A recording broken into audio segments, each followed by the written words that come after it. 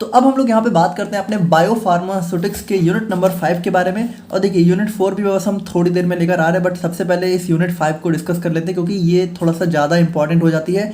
और यूनिट 4 थोड़ी ज़्यादा टिपिकल भी होने वाली है, तो हो सकता है ज़्यादा आप लोग को समझ में भी ना आए। तो देखिए यूनिट 4 भले आप लोग एक बार को स्किप कर देना, बट यूनिट 5 आप लोग जरूर कर लेना। इसके अंदर हमारे मेन दो ही टॉपिक बनते हैं, और देखा जाए तो पूरा टॉपिक ही एक ही है। ओवरऑल ये हमारा नॉन लीनियर फार्माकोकाइनेटिक्स के ऊपर है। तो बहुत छोटी सी यूनिट है, और थोड़ा सा इसमें भी हम लोग जो है वैसे देखा जाए तो आपके सिलेबस के सारे टॉपिक्स तो इसमें कवर रहेंगे, लेकिन फिर भी थोड़ा सा हम एग्जाम पॉइंट ऑफ व्यू से देखेंगे, तो आप लोग उस चीज़ का थोड़ा ध्यान रखिएगा। और बाकी अगर हम लोग यहाँ पे बात करें तो देखिए जो हमारी यूनिट नंबर 5 है, ये हमारी होने वाली है नॉन लीनियर फार्माकोकाइनेटिक्स के ऊपर। अब देखिए अभी तक यहाँ पे हम लोगों ने जितना भी कुछ पढ़ा वो बेस था हमारा यहाँ पे लीनियर फार्माकोकाइनेटिक्स। देखिए लीनियर का मतलब सिंपल सा है कि यहाँ पे जब भी मान लीजिए कि हम लोग यहाँ पे टाइम और प्लाज्मा ड्रग कंसंट्रेशन, ठीक है, प्लाज्मा ड्रग कंसंट्रेशन का जब हम लोग यहाँ पे ग्राफ प्लॉट करते हैं तो हमें एक लीनियर ग्राफ देखने को मिलता है इस तरीके का।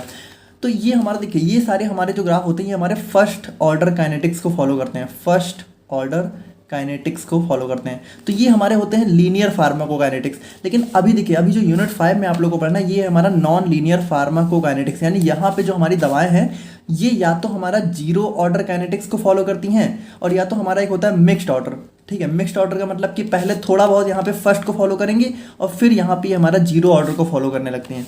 तो यहाँ पे देखिए ये हम लोग पढ़ने वाले हैं यूनिट नंबर 5 में।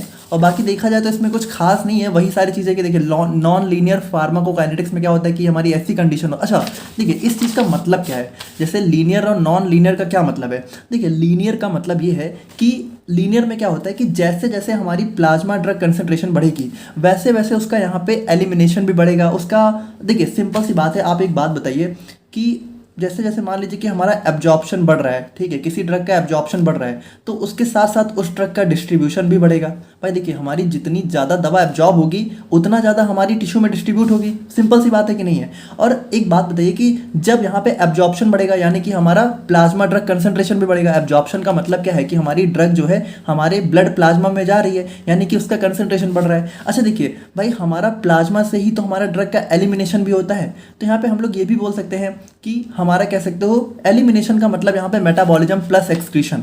तो यहाँ पे हम लोग सिंपली कह सकते हैं कि अगर किसी दवा की डोज हम लोग बढ़ा रहे हैं, देखिए एब्जॉर्प्शन देखिए हो सकता है कुछ दवाओं का नेचुरली भी अच्छा होता है, बाकी अगर हम लोग यहाँ पे डोज बढ़ाते हैं तो भी हमारा एब्जॉर्प्शन बढ़ता है। यानी इसमें आप ऐसे समझिए कि किसी दवा का अगर हम लोग डोज बढ़ा रहे हैं तो उसका एब्जॉर्प्शन बढ़ेगा, एब्जॉर्प्शन बढ़ेगा तो उसका यहाँ पे हमारा प्लाज्मा ड्रग कंसंट्रेशन भी बढ़ेगा, उसका डिस्ट्रीब्यूशन भी बढ़ेगा, उसका एलिमिनेशन भी बढ़ेगा। यानी इसमें आप कह सकते हो कि हमारी जो डोज है, ठीक है, और हमारी जो फार्माकोकाइनेटिक पैरामीटर्स हैं वो यहाँ पे डायरेक्टली प्रोपोर्शनल होते हैं, या फिर जो हमारा डोज है वो यहाँ पे टाइम के साथ कह सकते हो जैसे जैसे हम लोग यहाँ पे सिंपली समझिए कि जैसे जैसे हम लोग यहाँ पे डोज बढ़ाते जाएंगे वैसे वैसे उसका एलिमिनेशन भी बढ़ेगा। देखिए सिंपल सी बात है कि जितना ज़्यादा हमारा ब्लड में जो है ड्रग का कंसंट्रेशन बढ़ेगा उतना ज़्यादा एलिमिनेशन भी उसका बढ़ेगा। भाई देखिए जब ज़्यादा दवा होगी तो ज़्यादा एलिमिनेट होगी और कम होगी तो उसका एलिमिनेशन भी थोड़ा कम रहेगा। यानी इसमें देखिए इसमें आप ऐसे समझिए कि चीज़ें डायरेक्टली प्रोपोर्शनल होती हैं। लेकिन अगर हम लोग यहीं पर बात करें नॉन लीनियर की ना, इसमें डायरेक्टली प्रोपोर्शनल नहीं होता है। यानी इसमें हो सकता है कि आप लोग यहाँ पे ड्रग का डोज तो बढ़ाओ,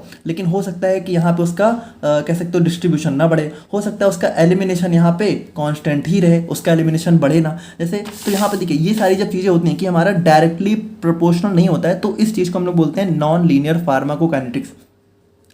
तो यहाँ पे देखिए थोड़ा सा इसको अभी समझिएगा, अभी आप लोग को और समझ में आ जाएगा। Non linear pharmacokinetic refers to the condition when the rate of drug absorption, distribution, metabolism और excretion does not change proportionally with administered dose. यानी कि इसमें क्या हो रहा है, जैसे नॉर्मली क्या होता है कि अगर आप लोग यहाँ पे डोज बढ़ाओगे तो आप लोग का एडीएमई भी बढ़ेगा, इतना आप लोग सिंपली समझिए। ये होता है फर्स्ट ऑर्डर काइनेटिक्स में। लेकिन अगर यहाँ पे डोज बढ़ाने के साथ भी एडीएमई में कोई खास चेंज ना देखने को मिले, या फिर हो सकता है कोई एक पैरामीटर चेंज हो लेकिन बाकी 3 ना हो, या फिर बाकी 2 ना हो, तो इस टाइप की हमारी जो काइनेटिक फार्माकोकाइनेटिक्स होती है वो होती है नॉन लीनियर फार्माकोकाइनेटिक्स। बाकी देखिए इन अदर वर्ड्स हम लोग बोल सकते हैं a change in dose leads to a non proportional change in plasma concentration, AUC और ड्रग एलिमिनेशन। यानी देखिए इसमें सिंपल सी बात ये बोली जा रही है कि भले हम लोग यहाँ पे डोज चेंज कर रहे हैं, अब देखिए डोज चेंज का मतलब मान लीजिए हम लोग डोज कम भी कर रहे हैं, तो अगर हम लोग डोज कम करेंगे तो फर्स्ट ऑर्डर काइनेटिक्स या फिर लीनियर फार्माकोकाइनेटिक में क्या होगा कि हमारा एलिमिनेशन क्या हो जाएगा, कम हो जाएगा और हमारा AUC भी कम हो जाएगा, हमारी प्लाज्मा कंसंट्रेशन भी कम हो जाएगी। लेकिन और अगर फर्स्ट ऑर्डर में हम लोग यहाँ पे डोज बढ़ाएंगे तो ये सारी चीज़ें बढ़ेंगी। लेकिन वहीं पे अगर हम लोग यहाँ पे नॉन लीनियर या फिर जीरो ऑर्डर में बात करें या फिर मिक्स्ड ऑर्डर में बात करें तो यहाँ पे ऐसा कुछ नहीं होता है। यानी हो सकता है आप लोग डोज बढ़ाओ लेकिन एलिमिनेशन पे कोई फर्क ही ना पड़े। तो इस टाइप की चीज़ों में हमारा होता है नॉन लीनियर फार्माकोकाइनेटिक्स। अब देखिए अगर हम लोग इसके कुछ की फीचर्स को डिस्कस करें तो यहाँ पे देखिए हम लोग थोड़ा सा कंपेयर करते हैं लीनियर और नॉन लीनियर को। जैसे इसमें हम लोग देखें प्लाज्मा कंसंट्रेशन वर्सेस डोज में अगर हम लोग देखें तो यहाँ पे डायरेक्टली प्रोपोर्शनल होता है लीनियर में, यानी कि डोज बढ़ाओगे तो प्लाज्मा कंसंट्रेशन भी बढ़ेगी। भाई देखिए आप लोग थोड़ा एज्यूम करिए कि आप लोग किसी दवा की ज़्यादा डोज दोगे तो ज़्यादा एब्जॉर्ब होगी, ज़्यादा एब्जॉर्ब होगी तो ज़्यादा प्लाज्मा में पहुंचेगी। तो देखिए ये होता है ऑलमोस्ट सभी दवाओं के साथ, लेकिन कुछ स्पेसिफिक दवाएं होती हैं जैसे फेनेटोइन वगैरह होती हैं, ये हमारी यहाँ पे नॉन लीनियर फार्माकोकाइनेटिक्स को फॉलो करती हैं। तो इसमें यहाँ पे डिसप्रोपोर्शनल रेशियो देखने को मिलता है। मतलब हो सकता है कि आप लोग डोज बढ़ाओ लेकिन हो सकता है उसके साथ हमारी प्लाज्मा कंसंट्रेशन में कोई खास चेंज देखने को ना मिले, या फिर हो सकता है कि डिसप्रोपोर्शनल का मतलब देखिए यही होता है कि मतलब प्रोपोर्शनल नहीं होगी, यानी कि इसमें डोज बढ़ाओगे तो प्लाज्मा कंसंट्रेशन इसके अकॉर्डिंग नहीं बढ़ेगी। हो सकता है डोज बढ़ाने पे कुछ ज़्यादा ही बढ़ जाए, हो सकता है डोज बढ़ाने पे बिल्कुल ना बढ़े, हो सकता है डोज बढ़ाने पे कम हो जाए। कम नहीं होगा बट जनरली यहाँ पे हो सकता है कि कोई फर्क ही ना पड़े। तो यहाँ पे डिसप्रोपोर्शनल हमें देखने को डिसप्रोपोर्शनैलिटी हमें देखने को मिलेगी। बाकी देखिए क्लियरेंस की बात करें, क्लियरेंस मतलब कि हमारा जो है कितना वॉल्यूम ऑफ ब्लड प्लाज्मा हमारा क्लियर हो रहा है ब्लड से हमारे ड्रग से। तो यहाँ पे देखिए ये भी हमारा यहाँ पे एक कांस्टेंट देखने को मिलता है। फर्स्ट ऑर्डर में हमारा एक कांस्टेंट होता है और जबकि नॉन लीनियर में ये हमारा चेंज होता रहता है डोज के साथ, ठीक है। तो जैसे जैसे हम लोग डोज देंगे तो हमारा क्लियरेंस यहाँ पे चेंज होगा। और देखिए हाफ लाइफ क्या होती है, हाफ लाइफ हमारी फर्स्ट ऑर्डर में जो है एक कॉन्स्टेंट देखने को मिलती है। जैसे जो भी हमारी हाफ लाइफ होती है, मान लीजिए अगर किसी दवा की हाफ लाइफ 4 घंटे हैं तो हर 4 घंटे में वो अपनी इनिशियल डोज की हाफ हो जाएगी। लेकिन यहाँ पे नॉन लीनियर में क्या होगा, नॉन लीनियर में यहाँ पे वैरी देखने को मिलेगी। जैसे सिंपली बात करते मान लीजिए कोई दवा हमारी 100 mg की है और 100 mg की मान लीजिए इस दवा की हाफ लाइफ मान लीजिए 4 घंटे है, तो 4 घंटे बाद ये क्या होगा 50 mg हो जाएगी और फिर अगले 4 घंटे बाद क्या होगा 50 की आधा यानी कि 25 mg हो जाएगी। तो देखिए ये हमारा जो है इसमें देखिए इसमें हाफ लाइफ कॉन्स्टेंट है 4 आवर ही है, लेकिन हो सकता है जो हमारे नॉन लीनियर हो इसमें हमारी हाफ लाइफ यहाँ कांस्टेंट ना रहे। देखिए हाफ लाइफ का मतलब हमारी दवा कितनी देर में अपनी इनिशियल कंसंट्रेशन की हाफ हो रही है। तो जैसे अगर मान लीजिए हमारा फर्स्ट ऑर्डर काइनेटिक्स को फॉलो करती है तो इसमें हमारा फिक्स होगा, यानी अगर 4 घंटे है तो 4 ही होगा। लेकिन अगर नॉन लीनियर है तो उसमें क्या होगा, हो सकता है कि पहले 100 से 50 होने में उसको लगे 4 घंटे, लेकिन फिर हो सकता है 50 से 25 होने में लगे सिर्फ 2 ही घंटे, या फिर हो सकता है और टाइम लग जाए। तो ये हमारा देखिए अब ये कांस्टेंट थोड़ी है, यानी पहली हाफ लाइफ 4 घंटे है लेकिन दूसरी हाफ लाइफ 2 घंटे हो गई। तो यहाँ पे देखिए हाफ लाइफ यहाँ पे कांस्टेंट नहीं है, वैरी कर रही है। जबकि जो हमारी लीनियर होते हैं इसमें हाफ लाइफ हमेशा कांस्टेंट होती है। अगर पहले 4 घंटे, अगर फर्स्ट हाफ लाइफ 4 घंटे की है तो दूसरी भी 4 की होगी, तीसरी भी 4 और चौथी भी 4, ठीक है। तो यहाँ पे ये होता है। बाकी AUC की बात करें तो देखिए AUC जो हमारा एरिया अंडर कर्व है हम लोगों ने देखा था अपने बायो अवेलेबिलिटी में, तो ये भी हमारा डोज से डायरेक्टली प्रोपोर्शनल होता है, इसमें नॉन प्रोपोर्शनल होता है। और एलिमिनेशन रेट भी हमारा यहाँ पे देखिए हमारा इंक्रीज होता है जैसे जैसे हम लोग, भाई देखिए एलिमिनेशन मतलब हमारी जो ड्रग है, ठीक है, उसका हमारी बॉडी से बाहर निकलना।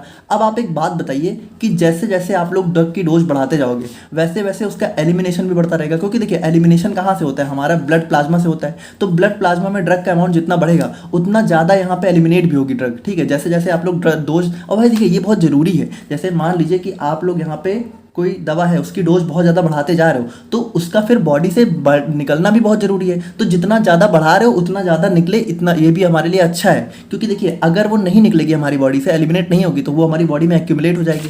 लेकिन वहीं पे अगर हमारा यहाँ पे बात करें नॉन लीनियर में, तो ये हमारा जनरली क्या होता है, हाई कंसंट्रेशन पे कांस्टेंट हो जाता है। यानी कि आप लोग डोज तो बढ़ाते जा रहे हो लेकिन एलिमिनेशन एक कांस्टेंट रेट पे ही हो रहा है। ऐसा नहीं हो रहा है कि डोज बढ़ा रहे हो तो एलिमिनेशन भी बढ़ रहा है। अगर मान लीजिए ऐसे समझिए कि मान लीजिए 100 mg आप लोगों ने डोज दी, ठीक है, और ऐसा समझ लीजिए एग्जांपल के लिए कि 50 mg एलिमिनेट हो रही है।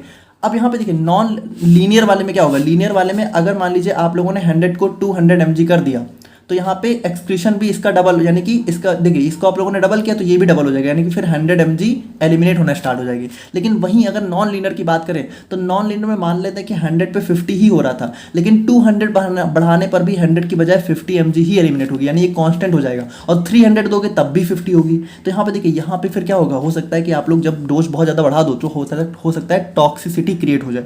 तो हमें यहाँ पे नॉन लीनियर फार्माकोकाइनेटिक्स में इन सब चीज़ों का बहुत ज़्यादा ध्यान देना पड़ता है।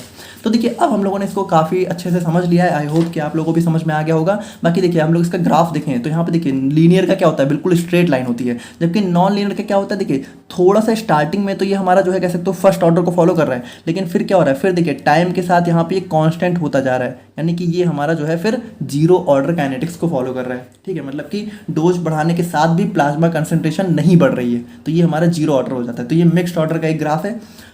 बाकी अगर हम लोग यहाँ पे देखें कि कौन कौन से फैक्टर्स हैं जो कि हमारा नॉन लीनियर फार्माकोकाइनेटिक्स को यहाँ पे अफेक्ट करते हैं, तो यहाँ पे देखिए आप लोग ये भी कह सकते हो कि फैक्टर्स अफेक्टिंग या फिर फैक्टर्स कॉजिंग। देखिए यहाँ पे आप लोग के सिलेबस में दिया हुआ है फैक्टर्स कॉजिंग नॉन लीनियरिटी, यानी कि कौन कौन से फैक्टर्स हैं जिनकी वजह से ये अफेक्ट होता है या फिर जिसकी वजह से ही हमें यहाँ पे नॉन लीनियर फार्माकोकाइनेटिक देखने को मिलती है। अच्छा देखिए एक बात बताइए, अगर हमारी बॉडी में एडीएमई सारा अच्छे से चल रहा है तब हमारा क्या होगा भाई, अगर एडीएमई सब अच्छे से चल रहा है तो सिंपल सी बात है, आप लोग जब दवा को दोगे तो वो ज़्यादा अच्छे से एब्जॉर्ब होगी, ज़्यादा डिस्ट्रीब्यूट होगी, ज़्यादा मेटाबलाइज होगी और ज़्यादा एक्सक्रीट होगी। सिंपल सी बात है, सब चीज़ें बराबर तरीके से होंगी और हमारा एक प्रोपोर्शनैलिटी चलेगा और हमारा फर्स्ट ऑर्डर काइनेटिक फॉलो होगा। लेकिन अगर मान लीजिए इस एडीएमई में कहीं प्रॉब्लम आ जाए तो क्या होगा, इस एडीएमई में प्रॉब्लम आने की वजह से ही हमें नॉन लीनियर फार्माकोकाइनेटिक देखने को मिलेगी। अब इसको थोड़ा समझिएगा, जैसे सबसे पहला हमारा कॉज क्या हो सकता है, सबसे पहला हो सकता है सैचुरेबल मेटाबॉलिज्म, यानी इसमें देखिए क्या होगा, जैसे आपको पता है कि जब कोई दवा है, ठीक है, कोई ड्रग है, तो इसको मेटाबलाइज करने के लिए हमारे कुछ एंजाइम्स रिस्पॉन्सिबल होते हैं। तो ये जो मेटाबलाइजिंग एंजाइम्स हैं, अगर मान लीजिए ये सैचुरेट हो गए, सैचुरेट का मतलब है कि ऐसे समझिए कि मान लीजिए कि मान लीजिए कि 10 पार्टिकल्स हैं हमारे ड्रग के, ठीक है, एग्जाम्पल के लिए, और हमारे मान लीजिए एंजाइम्स यहाँ पे 5 ही हैं, लेकिन यहाँ पे अगर इन 10 को हमें मेटाबलाइज करना है, ठीक है, एक बार में अच्छे से, तो हमें 10 चाहिए, लेकिन मान लीजिए 5 ही हैं, तो अगर ये 5 ही होंगे तो क्या होगा भाई, मेटाबॉलिज्म हमारा स्लो हो जाएगा, एक्सक्रीशन भी स्लो हो जाएगा। यानी कि अब यहाँ पे देखिए, अब अगर आप लोग ड्रग बढ़ा भी दोगे तो क्या होगा भाई, हमारा एंजाइम तो 5 ही है, ठीक है, ये सिर्फ समझने के लिए, बट आप लोग समझो कि सैचुरेबल मतलब क्या होता है कि enzyme responsible for drug metabolism can become saturated when drug concentration is high, यानी कि हमारा क्या हो सकता है कि अगर हम लोग यहाँ पे ड्रग की कंसंट्रेशन काफ़ी बढ़ा देंगे तो हो सकता है जो हमारे एंजाइम्स हैं वो हमारे कम पड़ जाए, या फिर हो सकता है कि कम ना पड़े, बट हो सकता है हमारे एंजाइम्स तो हों लेकिन वो काम ही करना बंद कर दें, है ना, वो मेटाबलाइज करना ही बंद कर दें। तो यहाँ पे इन सारी कंडीशंस में क्या हो सकता है, हमारा मेटाबॉलिज्म कम हो जाएगा। और भाई देखिए, जब हमारी ड्रग मेटाबलाइज ही नहीं होगी तो एक्सक्रीट कैसे होगी, और मेटाबॉलिज्म और एक्सक्रीशन मिलके ही तो हमारा बनाते हैं एलिमिनेशन, यानी कि हमारा एलिमिनेशन भी स्लो हो जाएगा। Once saturation occurs increasing the dose no longer increases metabolism, यानी कि देखिए अगर सैचुरेशन हो गया तो आप लोग डोज बढ़ाओगे लेकिन मेटाबॉलिज्म नहीं बढ़ेगा। रिजल्ट क्या होगा, हमारा क्लियरेंस डिक्रीज हो जाएगी। क्लियरेंस मतलब कि हमारी बॉडी से ड्रग बाहर निकलना बंद हो जाएगी, और उसके बाद यहाँ पे हाफ लाइफ भी हमारी बढ़ जाएगी। भाई देखिए हाफ लाइफ क्या होता है, हाफ लाइफ मतलब कि ड्रग हमारी कितनी टाइम में हाफ हो जा रही है। तो अगर मेटाबोलाइज ही नहीं होगी अच्छे से तो वो क्या होगा भाई, वो हमारी थोड़ा सा हाफ लाइफ बढ़ जाएगी, यानी कि वो फिर बहुत ज़्यादा टाइम लेगी, कह सकते हो अपनी इनिशियल कंसंट्रेशन की हाफ होने में। देखिए ये सब चीज़ें थोड़ा सा आप लोग फील कर पा रहे हो ना कि भाई देखिए जब हमारी ब्लड से ड्रग का मेटाबॉलिज्म ही नहीं होगा तो ब्लड में ज़्यादा देर तक रुकेगी, और ज़्यादा देर तक रुकेगी तो क्या होगा, उसकी कंसंट्रेशन बनी रहेगी, तो वहाँ पे वो हाफ लाइफ उसकी कम हो जाएगी, मतलब इंक्रीज हो जाएगी। अब एग्जाम्पल की बात करें तो हमारी फेनेटोइन, एथेनॉल, ये सारी हमारी कुछ ड्रग्स होती हैं जो कि यहाँ पे इस नॉन लीनियर फार्माकोकाइनेटिक को फॉलो करती हैं। सैचुरेबल एब्जॉर्प्शन की बात करें, अब देखिए आपको पता है कि भाई देखिए जो एब्जॉर्प्शन है, तो एब्जॉर्प्शन हमारा बहुत अलग अलग तरीकों से होता है। तो उसी में एक तरीका होता है हमारे यहाँ पे एक्टिव ट्रांसपोर्ट, और एक्टिव ट्रांसपोर्ट करने के लिए क्या चाहिए होते हैं, हमारे कुछ कैरियर्स चाहिए होते हैं, या फिर कैरियर मेडिएटेड ट्रांसपोर्ट, जिसमें हमारा फैसिलिटेटेड भी आ जाता है, ठीक है, और एक्टिव आ जाता है। तो अब देखिए मान लीजिए कि ये जो कैरियर्स हैं, अगर ये कैरियर्स हमारे यहाँ पे कह सकते हो ट्रांसपोर्ट करना बंद कर दें, जैसे मान लीजिए कि ये हमारी सेल है और ये हमारा मान लीजिए कैरियर है, और यहाँ पे मान लीजिए कि हमारी ये ड्रग है, अब इसको सेल के अंदर जाना है तो ये इसी ट्रांसपोर्टर के थ्रू जा सकती है। लेकिन अगर मान लीजिए किसी कंडीशन में ट्रांसपोर्टर ही काम करना बंद कर दे तो क्या होगा भाई, हमारी जो दवा है वो हमारे टिश्यू में जा ही नहीं पाएगी, डिस्ट्रीब्यूट ही नहीं होगी। तो जब डिस्ट्रीब्यूशन ही नहीं होगा तो हमारे क्या होगा, या फिर कह सकते हो इसको ब्लड वेसल ही आप लोग मान लो, तो हो सकता है ब्लड वेसल्स के अंदर वो जा ही ना पाए। तो यहाँ पे क्या होगा भाई, यहाँ पे उसका एब्जॉर्प्शन ही नहीं अच्छे से होगा, तो इसका मतलब यहाँ पे उसकी सारी चीज़ें अफेक्ट हो जाएंगी। तो यहाँ पे जब एब्जॉर्प्शन नहीं अच्छे से होगा तो हमारा बायो अवेलेबिलिटी भी डिक्रीज हो जाएगी। भाई जब हमारी दवा ब्लड में पहुँचेगी नहीं तो उसकी बायो अवेलेबिलिटी तो डिक्रीज होगी, और यहाँ पे एक नॉन प्रोपोर्शनल इंक्रीज हमें देखने को मिलेगा। और एग्जाम्पल की बात करें तो हमारा गाबापेंटिन हो गया, एल-डोपा हो गया, तो ये सारी चीज़ें हमारे यहाँ पे हो जाती हैं। बाकी देखिए अगर हम लोग बात करें सैचुरेबल प्लाज्मा प्रोटीन्स की, अब देखिए आपको पता है कि जो हमारी ड्रग है जब वो हमारी ब्लड में जाती है, ठीक है, ब्लड में जब जाती है तो ब्लड में हमारे कुछ प्लाज्मा प्रोटीन्स हमें देखने को मिलते हैं, जैसे एल्बुमिन हो गया, albumin, globulin, alpha acid glycoprotein, ये सारे हमारे प्लाज्मा प्रोटीन्स होते हैं। अब यहाँ पे आपको पता है कि जैसे मान लीजिए ये हमारा ड्रग पार्टिकल है, तो ये इससे जाके बाइंड हो जाता है, और जब तक ये बाइंड फॉर्म में रहता है तब तक ये क्या होता है, इनएक्टिव होता है। लेकिन देखिए ये बाइंडिंग हमारे लिए जरूरी होती है, क्योंकि ये बाइंडिंग की वजह से क्या होता है, हमारा ड्यूरेशन ऑफ एक्शन बढ़ जाता है ड्रग का। लेकिन अगर यहाँ पे मान लीजिए बाइंडिंग ना हो, ठीक है, कुछ ड्रग्स के लिए बाइंडिंग ना हो, तो क्या होगा, हमारी ज़्यादा से ज़्यादा दवा फ्री रहेगी, और ज़्यादा से ज़्यादा जब दवा फ्री रहेगी तो क्या होगा, वो ज़्यादा से ज़्यादा हमारे कह सकते हो रिसेप्टर्स पे जाके पहुंचेगी और अपना कुछ ज़्यादा एक्शन शो करने लगेगी, और उसका ड्यूरेशन ऑफ एक्शन काफ़ी कम हो जाएगा, वो बहुत तेज़ी से हमारी कह सकते हो काम करके हमारी बॉडी से बाहर निकल जाएगी। तो यहाँ पे क्या होगा, more free drug is available, increased pharmacology. और देखिए जब ज़्यादा फ्री ड्रग अवेलेबल होगी तो देखिए फार्माकोलॉजिकल इफेक्ट तो बढ़ेगा, लेकिन हो सकता है कि देखिए जैसे ज़्यादा ड्रग अवेलेबल होगी तो कुछ ड्रग हमारी कह सकते हो अपने टारगेट साइड पे जाएगी जहाँ पे उसको एक्शन देना है, लेकिन जब ज़्यादा होगी तो कुछ हो सकता है अननेसेसरी टिश्यूज में चली जाए जहाँ पे उसका कोई एक्शन ना हो, और वहाँ पे हो सकता है कि वो जाके क्या करे, एक्शन की बजाय साइड इफेक्ट कॉज कर दे, टॉक्सिसिटी कॉज कर दे। तो यहाँ पे देखिए ये हमारे यहाँ पे जो है ये भी हमारे लिए थोड़ा सा अच्छी चीज़ नहीं होती है। देखिए नॉन लीनियर फार्माकोकाइनेटिक जो ड्रग्स फॉलो करती हैं वो बहुत अच्छी नहीं होती है, हमें उन पर काफ़ी ध्यान देना पड़ता है, उनकी डोजिंग वगैरह हमें बहुत अच्छे से डिसाइड करनी होती है। अब एग्जाम्पल्स की बात करें तो हमारा वैल्पोरिक एसिड हो गया, सैलिसिलेट्स हो गए। नाउ नेक्स्ट हम लोग यहाँ पे बात करें सैचुरेबल रीनल एलिमिनेशन। अब देखिए सिंपल सी बात है कि आपको पता है कि भाई जो हमारी ड्रग है वो एक्सक्रीट कहाँ से होती है, ज़्यादा से ज़्यादा दवा हमारे यहाँ पे किडनी से एक्सक्रीट होती है। अब मान लीजिए कि जो हमारी किडनी है, ठीक है, अगर वहाँ से हमारी दवा जो है कह सकते हो रीअब्जॉर्ब होने लगे, रीअब्जॉर्ब मतलब कि वो वापस ब्लड में जाने लगे, और या फिर वो अच्छे से जो है कह सकते हो सिक्रीट ही ना हो पाए, यानी कि वो हमारा जो कह सकते हो नेफ्रॉन है वहाँ पे वो अच्छे से जा ही ना पाए, तो क्या होगा, इन सब कंडीशंस में हमारी जो ड्रग की कंसंट्रेशन है वो हमारी यहाँ पे ब्लड में बढ़ जाएगी, और हमारा यहाँ पे एक नॉन लीनियर रिलेशन देखने को मिलेगा, जिसकी वजह से क्या होगा, हमारा रीनल क्लियरेंस डिक्रीज हो जाएगा हाई डोज पे, और हमारा नॉन लीनियर एलिमिनेशन हमें देखने को मिलेगा।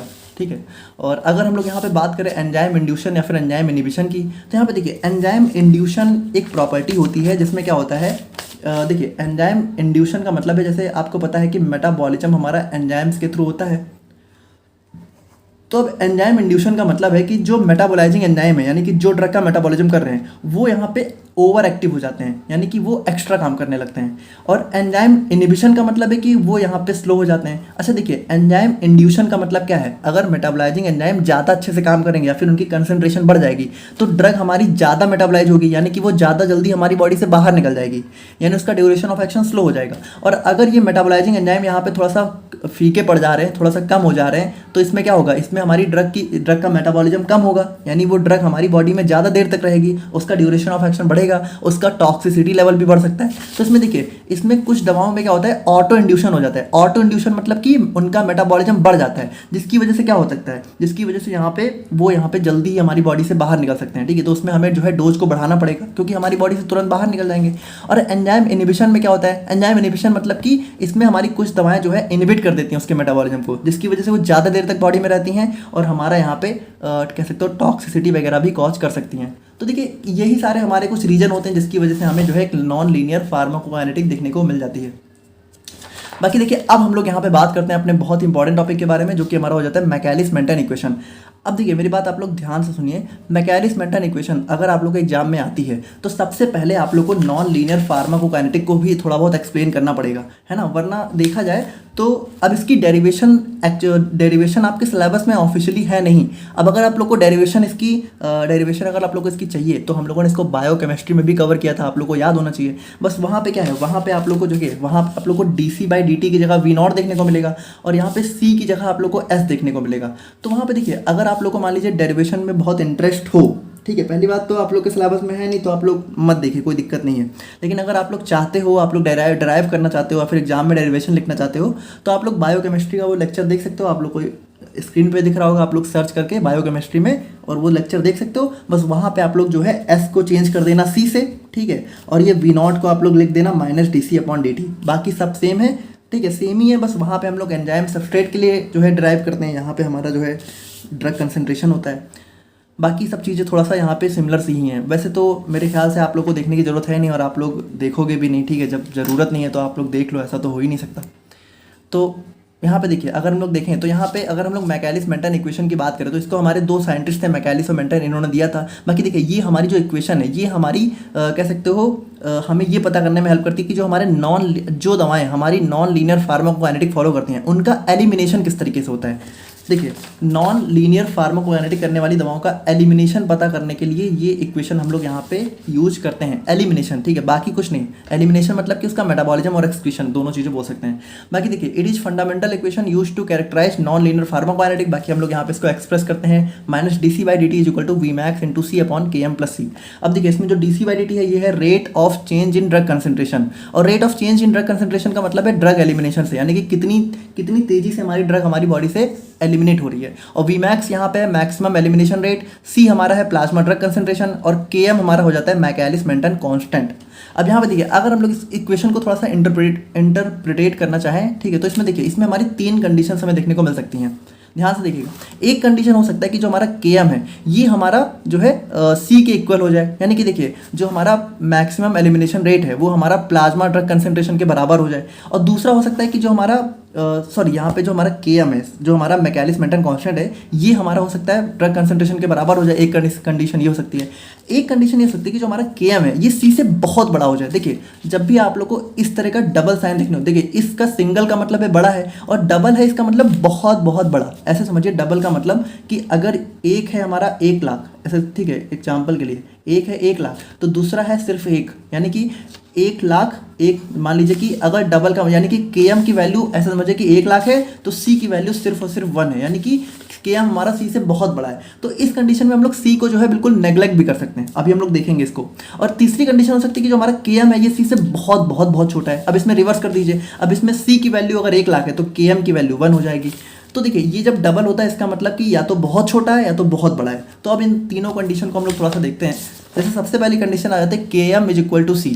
अब देखिए, अगर Km is equal to C हो गया तो जैसे हम लोगों की इक्वेशन क्या है, dc/dt is equal to Vmax into C upon Km plus C। अच्छा देखिए, Km अगर C के बराबर हो गया तो हम लोग Km की जगह C लिख सकते हैं। तो यहाँ पे देखिए हम लोगों ने क्या किया, Km की जगह C लिख दिया, तो C प्लस C क्या हो गया, 2C हो गया, और 2C और C कट गया, तो ये क्या होगा, इक्वेशन हमारी हो जाती है -dc/dt is equal to Vmax upon 2। अब अगर हम लोग यहाँ पे इस इक्वेशन को देखें तो इस इक्वेशन में क्या होगा, जो हमारा सिस्टम है वो मिक्स्ड ऑर्डर फार्माकोकाइनेटिक फॉलो करेगा, यानी पहले थोड़ा फर्स्ट ऑर्डर और फिर हमारा जीरो ऑर्डर को फॉलो करेगा। अब देखो, इस कंडीशन में हमें थोड़ा सा जो है बहुत ही ध्यान देने की जरूरत है, क्योंकि अगर हम लोग थोड़ा भी डोज बढ़ाते हैं तो उसका एलिमिनेशन रेट यहाँ पे अफेक्ट हो सकता है, ठीक है। हो सकता है कि डोज बढ़ाने पे एलिमिनेशन रेट कुछ खास चेंज ना हो, तो हमें यहाँ पे बहुत ही ध्यान से डोज में इंक्रीज करना चाहिए ना। नेक्स्ट हमारी कंडीशन हो जाती है कि Km हमारा जो है C से बहुत बहुत बहुत बड़ा हो जा रहा है। तो यहाँ पे हो गया, यहाँ पे क्या हो सकता है, अगर हम लोग यहाँ पे इस कंडीशन में देखें तो अगर हमारा Km C से बहुत बड़ा है तो जो Km प्लस C है इसको हम लोग नियरली Km के बराबर ही मान सकते हैं। देखिए, ऐसा समझिए कि 1 लाख में अगर हम लोग 1 रुपये जोड़ भी दें तो क्या 1 लाख 1 रुपये बन जाएगा। तो इसकी कोई बहुत ज़्यादा वैल्यू थोड़ी है, 1 लाख और 1 लाख 1 में कोई बहुत फर्क थोड़ी है। हम लोग नियरली मान सकते हैं कि अगर किसी के पास 1 लाख 1 रुपये हैं तो हम लोग जनरली क्या बोलेंगे कि उसके पास 1 लाख रुपये हैं। देखिए, जनरली है, एकदम करेक्ट नहीं होगा, बट हम लोग यहाँ पे एज्यूम करते हैं कि इसमें जो हमारा जो Km प्लस C है इसको हम लोग फिर Km के बराबर ही मान लेते हैं। तो यहाँ पे फिर इक्वेशन क्या हो जाएगी, -dc/dt upon is equal to Vmax into C upon Km। अब इस सिचुएशन में देखिए, इस सिचुएशन में ना ये हमारा नॉन लीनियर फार्माकोकाइनेटिक को नहीं फॉलो करेगा, बल्कि हमारा फर्स्ट ऑर्डर काइनेटिक को फॉलो करेगा। यानी देखिए, इस सिस्टम में, इस सिचुएशन में जो हमारा सिस्टम है ये हमारा लीनियर फार्माकोकाइनेटिक्स को फॉलो करना स्टार्ट कर देगा। और यहाँ पे क्या होगा, रेट ऑफ एलिमिनेशन हमारा डायरेक्टली प्रोपोर्शनल हो जाएगा ड्रग कंसेंट्रेशन के। और यहाँ पे क्या होगा कि यहाँ पे अगर हम लोग जो है डोज को डबल करते हैं, ठीक है, डबल करते हैं डोज को, तो हमारी प्लाज्मा कंसेंट्रेशन भी लगभग यहाँ पे डबल हो जाती है। नहीं देखिए, इसमें सारी चीज़ें यहाँ पे डायरेक्टली प्रोपोर्शनल हो जाती हैं और यहाँ पे एक लीनियर रिलेशनशिप देखने को मिलती है डोज और रिस्पॉन्स के बीच में।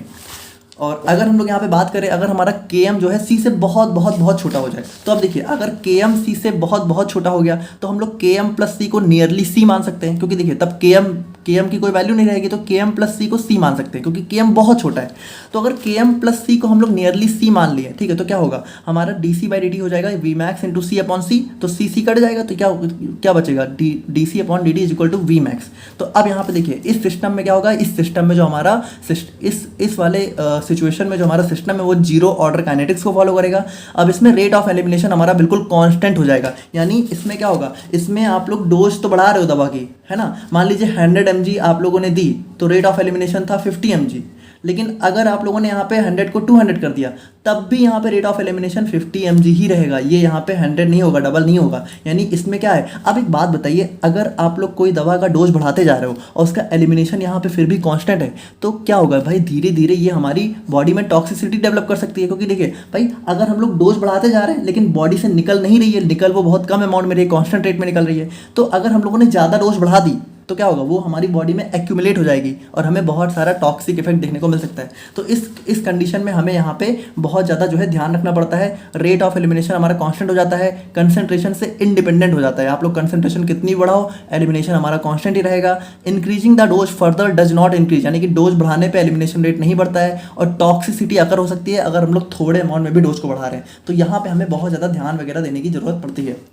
तो देखिए, अगर यहाँ पे हम लोग देखें तो इस तरीके से हमारी चीज़ें हो जाती हैं। बाकी अगर हम लोग यहाँ पे थोड़ा सा कुछ एग्जांपल्स देखें अपने ड्रग्स का, जो कि हमारा नॉन लीनियर फार्माकोकाइनेटिक्स शो करती हैं, तो सबसे पहला आ जाता है फेनिटोइन। अब देखिए, फेनिटोइन क्यों शो करती है, क्योंकि यहाँ पे सैचुरेबल मेटाबॉलिज्म हो जाता है। जो हमारा CYP एंजाइम है वो सैचुरेट हो जाते हैं, वो इसको ज़्यादा मेटाबोलाइज कर ही नहीं पाते हैं, जिसकी वजह से नॉन लीनियर फार्माकोकाइनेटिक्स शो करता है। फिर थियोफाइलिन हो गया, इसमें हमारा सैचुरेबल मेटाबॉलिज्म हो जाता है। वेलपोरिक एसिड में हमारा प्रोटीन बाइंडिंग सैचुरेट हो जाती है, और हमारा गैबापेंटिन में हमारा एब्जॉर्प्शन सैचुरेट हो जाता है, और कार्बामेजिबिन में हमारा ऑटो इंड्यूशन हो जाता है। तो इन सारी कंडीशंस की वजह से ही क्या हो सकता है, हमारा यहाँ पे नॉन लीनियर फार्माकोकाइनेटिक देखने को मिल सकती है। तो देखिए, देखा जाए तो हम लोगों ने यूनिट 5 को कंप्लीट ही कवर किया है, बट थोड़ा सा इसको और डिटेल में जाया जा सकता था, बट फिर भी थोड़ा सा हम लोगों ने इसको एग्जाम पॉइंट ऑफ व्यू से रखा है। तो आई होप कि सारी चीज़ें आप लोगों को समझ में आ गई होंगी। बाकी मिलते हैं हम लोग यहाँ पे यूनिट 4 के साथ बस थोड़ी ही देर में। और बाकी नोट्स यहाँ पे ऐप पर अवेलेबल है, तो आप चाहो तो एक्सेस कर सकते हो। बाकी बहुत सिंपल नोट्स है, आप लोग को कोई ज़रूरत नहीं है नोट्स जो है ऐप पर जाके लेने की, आप लोग खुद बना सकते हो, बट आपकी मर्ज़ी। मिलते हैं नेक्स्ट वीडियो में, तब तक के लिए थैंक यू सो मच।